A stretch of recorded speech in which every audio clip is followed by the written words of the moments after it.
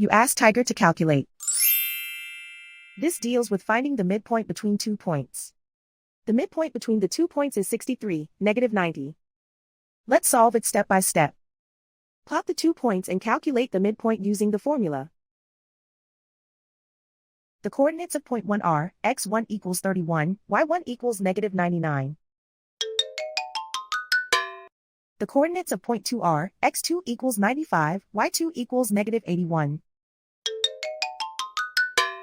PM represents the midpoint of the 2 points.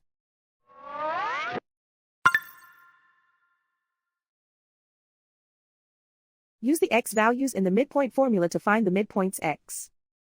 x1 equals 31.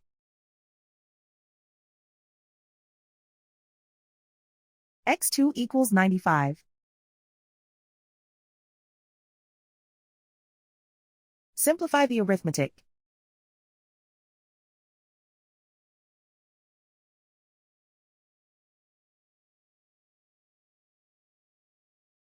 Use the y values in the midpoint formula to find the midpoints y. y1 equals -99. y2 equals -81. Simplify the arithmetic.